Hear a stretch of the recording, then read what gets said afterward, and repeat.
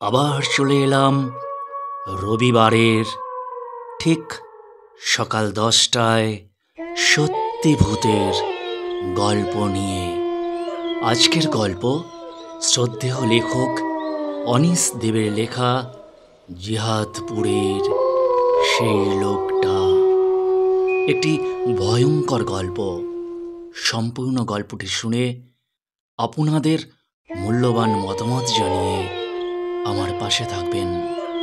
লেখক এবং লেখকের পরিবারকে আমার শ্রদ্ধাসহ প্রণাম ও ভালোবাসা জানিয়ে শুরু করছি সত্যি ভূতের গল্প জিহাদপুরের সেই লোকটা। পিকনিকের যখন দিনক্ষণ আয়োজন সব ঠিকঠাক, তখন সুনীত কাকু হঠাৎ বলে উঠল, না, আমি গাড়ি চালাতে পারবো না, তোমরা ড্রাইভার জোগাড় করো, সেই গাড়ি চালিয়ে আমাদের পিকনিক স্পটে নিয়ে যাবে। সুনীত কাকু খুব ভালো গাড়ি চালায়, সেটা আমরা সবাই জানি।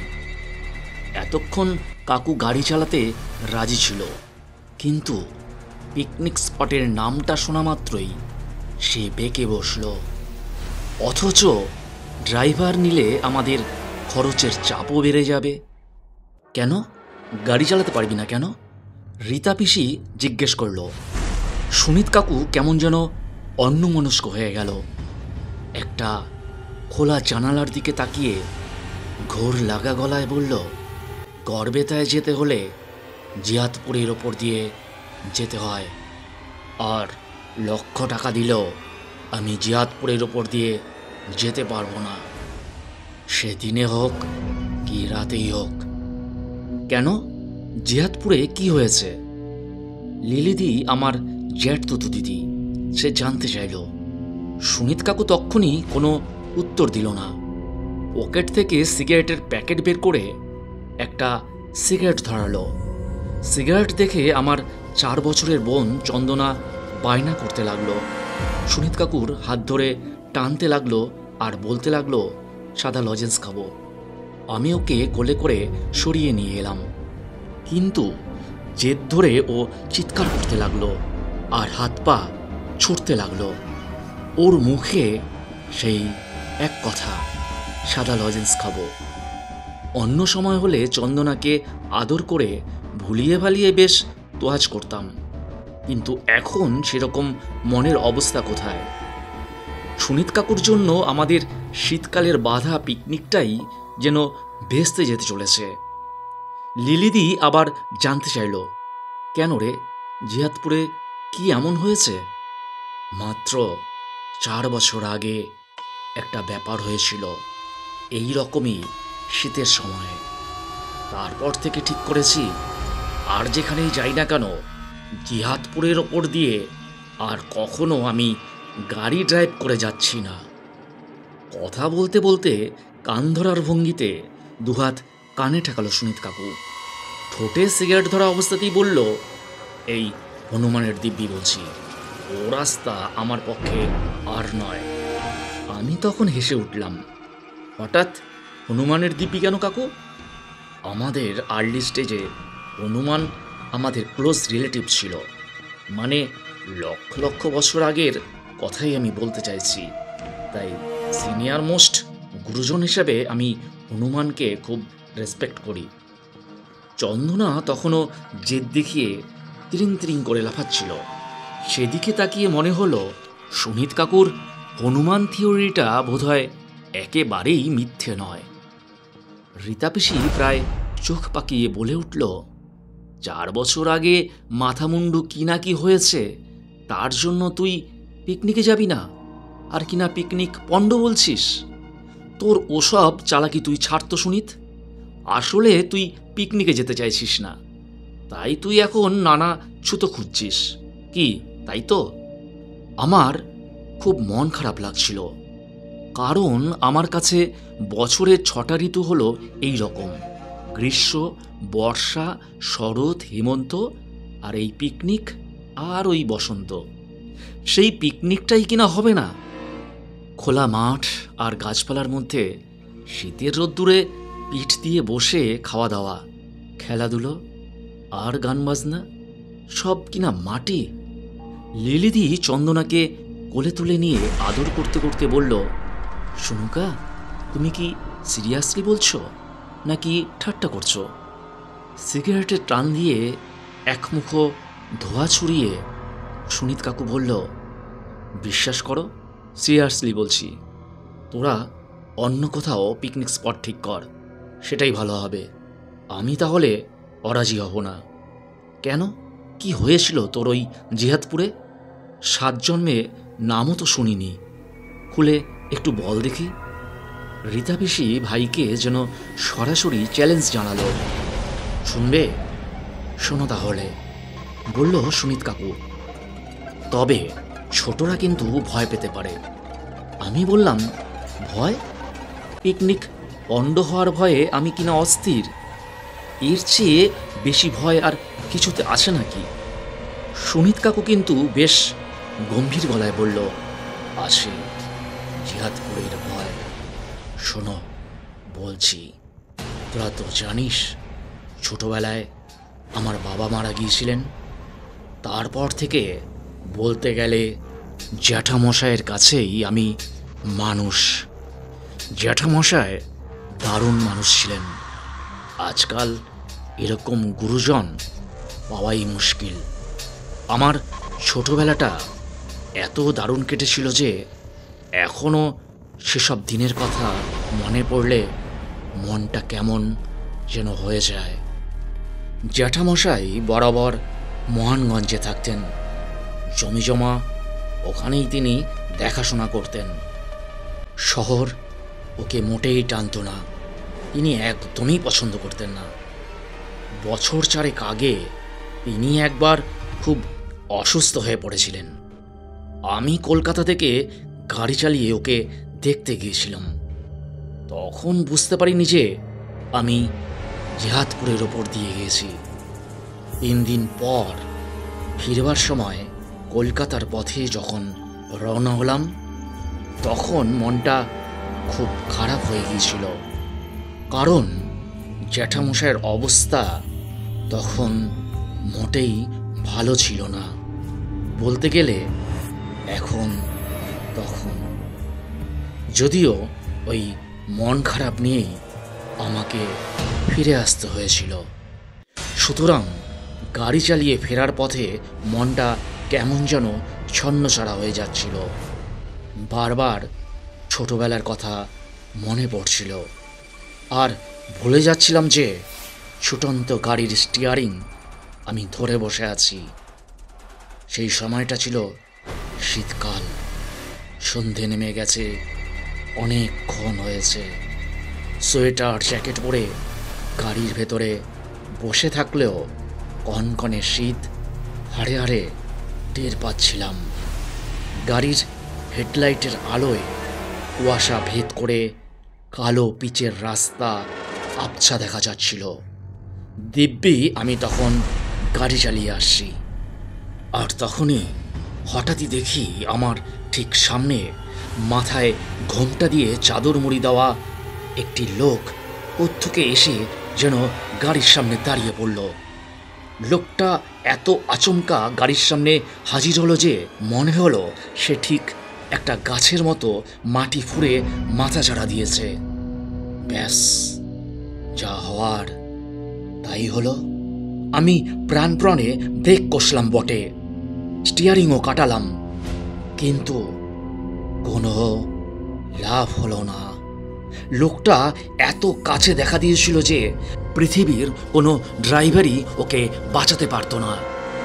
আমার গাড়ি সপাটে লোকটাকে ধাক্কা মারল। বীভৎস একটা শব্দ হলো। লোকটা কোথায় কাত হয়ে পড়ল দেখতে পেলাম না। আরও অন্তত হাত 10 গিয়ে তবে আমার গাড়িটা থামল। স্টিয়ারিং কাটানোর ফলে গাড়িটা পিচের রাস্তা ছেড়ে মাটির উপরে নেমে এসেছে, আর আমি হতভম্ব হয়ে চুপচাপ বসে আছি। ভাবছি লোকটা আছে না খতম হয়ে গেছে। একটু পরে যখন কাণ্ডজ্ঞান ফিরে পেলাম, তখন দরজায় হাতল ঘুরিয়ে গাড়ি থেকে নামতে গেলাম। বুকের ভেতরে ধরাস ধরাস শব্দ হচ্ছিল আমার। এর আগে আমি কখনো মানুষকে ধাক্কা মারিনি। আশেপাশে তাকিয়ে দেখলাম কোনো লোকজন চোখে পড়ে কিনা। না, কেউ নেই কোথাও। হঠাৎই দেখি বন্ধ কাচের জানালায় ঠক ঠক শব্দ হলো। চমকে মুখ ফিরে দেখি বাঁদিকের দরজায় বাইরে চাদর মুড়ি দেওয়া একজন মানুষ সামান্য কুঁজো হয়ে দাঁড়িয়ে আছে। হেডলাইটের আলো গাছের গুঁড়িতে ঠিকরে পড়ে এদিকে ওদিকে ছড়িয়ে যাচ্ছিল। তারই আভায় লোকটির মুখ আবছা চোখে পড়ছিল। তাছাড়া কপালের ওপরটায় চাদরের আড়াল থাকায় চোখ দুটো প্রায় দেখাই যাচ্ছিল না। তবে লোকটা বোধহয় পান খাচ্ছিল, কারণ ওর ঠোঁটের কোণ দিয়ে পানের রস গড়িয়ে পড়ছিল। লোকটা ইশারায় আমাকে জানালার কাজটা নামাতে বলল। আমার হাত পা থর থর করে কাঁপছিল। আমি অ্যাক্সিডেন্ট করলে তারপর যা যা হয় সেসব মনে পড়ছিল। গণধোলাই, পুলিশের হাতে নাকাল হওয়া, আর ঘুষ, আরও কি কি যে আছে কে জানে। কোনো কথা না বলে কাঁপা কাঁপা হাতে জানালার কাজটা নামালাম। সঙ্গে সঙ্গে একরাশ শীতল হাওয়া জানালা দিয়ে ভেতরে ঢুকে পড়ল। আর রুক্ষ কর্কশ গলায় লোকটি বলে উঠল, একটু দেখে চালাতে পারেন না? স্টিয়ারিং হাতে পড়লেই কি জ্ঞান গম্যি হারিয়ে ফেলেন? আমি সাফাই হিসাবে কিছু একটা বলতে গেলাম, কিন্তু ঠোঁট কেঁপে ওঠায় সার। গলা দিয়ে কোনো আওয়াজ বেরোলো না আমার। আশ্চর্য, এরপরেও লোকটা বেঁচে আছে। একটা ঠান্ডা ভয় আমাকে ক্রেপ ব্যান্ডেজের মতো জড়িয়ে ধরল। তারপর সেই ভয়টা চুয়ে চুয়ে ঢুকে যেতে লাগলো আমার শরীরের ভেতরে। কি যে হলো আমার! আচমকা গাড়ি স্টার্ট করে পাগলের মতো গাড়ি ছুটিয়ে দিলাম। ধুলো উড়ল, ইঞ্জিনের গোগো শব্দ হলো। ক্ষিপ্র হাতে স্টিয়ারিং ঘুরিয়ে গাড়ি তুলে নিয়ে এলাম রাস্তায়। তারপর শুধু অ্যাক্সিলারেটরে চাপ দিয়ে রাখলাম। মনে হলো শুধু একটাই চিন্তা, এখান থেকে যেভাবেই হোক আমাকে পালাতে হবে। গাড়ি আমার কথা শুনেছে। সামনের পিচের রাস্তাটা মরিয়া হয়ে ছুটে যাচ্ছে পিছন দিকে। খোলা জানালা দিয়ে হু হু করে শীতল বাতাস ঢুকছিল। আমার প্রচণ্ড শীত করার কথা, কিন্তু আতঙ্কে শীতের কামড়টা আমি টের পাচ্ছিলাম না। এই যে বেপরোয়া গাড়ি চালাচ্ছেন, দেখবেন আবার একটা অ্যাক্সিডেন্ট হবে। কে বলল কথাটা? চমকে বাদিকে মুখ ফিরিয়ে দেখি গাড়ির জানালায় সেই লোকটা গাড়ির সঙ্গে সঙ্গে সমান তালে ছুটছে। এক হাতে জানালার নামানো কাজটা সে চেপে ধরে আছে। আমি পাথর হয়ে গেলাম। গাড়ি ঘন্টায় অন্তত ৬০-৭০ কিলোমিটার বেগে ছুটছে। লোকটা এই গতিবেগের সঙ্গে পাল্লা দিচ্ছে কি করে? এ যে বেন জনসনকে হার মানায়। সামান্য হেসে লোকটা বলল, আমরা জিহাদপুরের লোক, অন্যায় দেখলেই আমরা প্রতিবাদ করি। আপনি যে আমার বডির উপর দিয়ে গাড়িটা চালিয়ে দিলেন, এর বিদ করবে কে? আমি কোনো জবাব দিতে পারলাম না। রোবটের মতো গাড়ি ছুটিয়ে চালালাম। লোকটা জানালার ফ্রেমে আটা ছবির মতো গাড়ির সঙ্গে তাল মিলিয়ে নির্বিকারভাবে ছুটে চলল, আর এক নাগারে ওর প্রতিবাদ জানিয়েই চলল। জিদানপুরের লোকদের কাছে অন্যায় জুলুম চলবে না। আমরা গরিব হতে পারি, কিন্তু অন্যায় আবদারের প্রতিবাদ আমরা করতে জানি। মৃত্যুর মুহূর্ত পর্যন্ত আমাদের প্রোটেস্ট থামবে না। এমনকি মরে গেলেও আমরা প্রতিবাদ করতে ছাড়ি না। আমাদের জেদ এমন। আমার হাতের কথা স্টিয়ারিং আর শুনল না। পলকে বেসামাল হয়ে গেল। গাড়ির পথটা এলোমেলো হয়ে গিয়ে আমি শেষ পর্যন্ত ধাক্কা মারলাম রাস্তার ধারের একটা মোটা গাছের গুঁড়িতে। যে কোনোভাবেই হোক আমার বাবা নিতান্ত অভ্যাসবশে চেপে বসেছিল ব্রেকের ওপর, তাই ধাক্কাটা সেরকম মারাত্মক হয়নি। তালগোল পাকানো শব্দ হলো নানা রকম, ব্রেক কষার ক্যাচ ক্যাচ আর্তনাদ, আমার ভয়ের চিৎকার, আর সবশেষে সংঘর্ষের শব্দ। আমি স্টিয়ারিংয়ের ওপরে মাথা ঝুঁকিয়ে হাঁপাচ্ছিলাম। একটু সময় নিয়ে আর চোখে তাকালাম জানালার দিকে। ভেবেছিলাম জানালায় জিহাদপুরের লোকটাকে আর দেখতে পাবো না। ব্যাপারটা নিশ্চয়ই আমার চোখের ভুল ছিল। এখন সেই অলৌকিক স্বপ্ন মিলিয়ে গেছে। কিন্তু না, লোকটা তখনও জানালায় রয়েছে। ওর মাথার ঘোমটা সরে গেছে। এখন ওর চোয়ালে মুখ স্পষ্ট দেখা যাচ্ছে। ঠোঁটের কোণ বেয়ে গড়িয়ে পড়া জিনিসটাকে আগে পানের রস ভেবে ভুল করেছিলাম। এখন বুঝলাম ওটা রক্তের রেখা। লোকটার বাগাল বেয়েও রক্ত গড়িয়ে পড়ছে।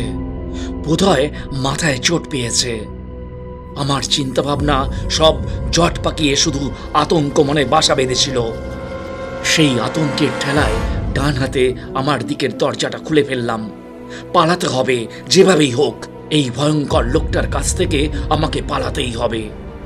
দরজা খুলে সবে একটা পা গাড়ির বাইরে রেখেছি, তক্ষুনি লোকটা বক বক করতে করতে এক হ্যাচকায় ওর দিকের দরজাটা হাট করে খুলে ফেলল। দেখুন আমার কি হাল করেছেন দেখুন, আর আপনি কিনা এখন পালাচ্ছেন। খোলা দরজা দিয়ে যা দেখলাম তা যেমন ভয়ঙ্কর তেমন অবিশ্বাস্য। মাথা থেকে শুরু করে রক্তাক্ত কোমর পর্যন্ত পৌঁছেই লোকটার শরীর শেষ হয়ে গেছে। তারপর শুধুই শূন্য, যেন বাতাসে ভর করে একটা অর্ধেক মানুষ রক্তাক্ত অবস্থায় দাঁড়িয়ে আছে। তখন আমার দাঁতে দাঁতে ঠোকাঠুকি লেগে গিয়েছিল। চোখ দুটো বোধহয় ভয়ে পাগল হয়ে বাইরে ছিটকে বেরিয়ে আসতে চাইছিল। বিশাল হাঁ করে ফেলেছিলাম এক প্রাণান্ত চিৎকার করে ওঠার জন্যে। ঠিক তখনই লোকটা ঠান্ডা গলায় বলেছিল, দেখেছেন আপনার গাড়ি চাপা পড়ে আমার বডিটা একেবারে দুহাতখানা হয়ে গেছে। নিচের অর্ধেকটা সেই অ্যাক্সিডেন্টের জায়গাতেই তো পড়ে আছে। কি হলো, চলুন দেখবেন, চলুন আমার সাথে। আমি মিথ্যে বলছি কিনা? কি হলো, চলুন। লোকটা হাত বাড়ালো আমার হাত ধরার জন্যে।